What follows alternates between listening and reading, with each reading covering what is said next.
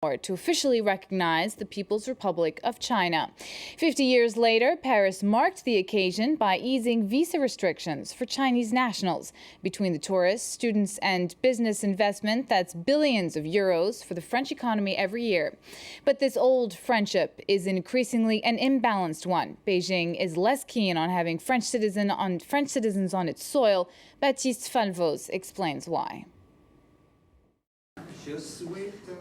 It was less than a year ago that France's visa policy towards China could sometimes end up like this.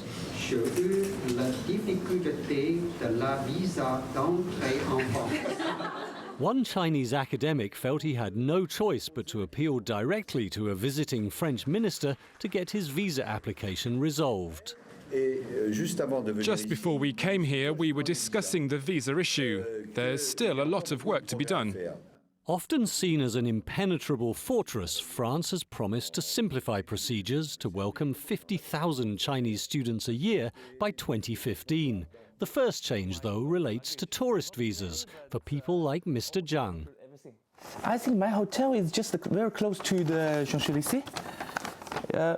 Here, this place. All that's left is to go and get the visas. Mr. Zhang has decided at the last minute to make the most of the new 48-hour visa scheme and take his wife along. It used to take 2 weeks. Yes, I have it. Yeah.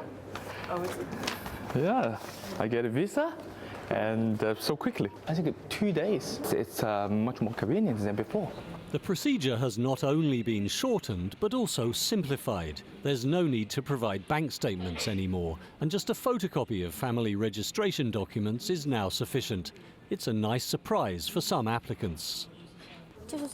With this new policy, France would be my first choice of European country. It's really very convenient. Making France more attractive than its European neighbours is exactly what the government wants to do, particularly since more and more Chinese people are now travelling abroad, 80 million of them in 2012, and they're among the biggest spending tourists in the world. It's an opportunity France can't afford to miss.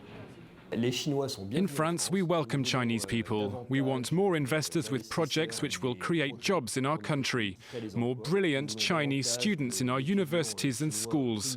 We want more Chinese tourists who are interested in our country. They're also big spenders. This open-door policy has yet to be reciprocated by Beijing. After the disruption of the Olympic torch relay in Paris in 2008, China is thought to have hardened its policy towards French citizens.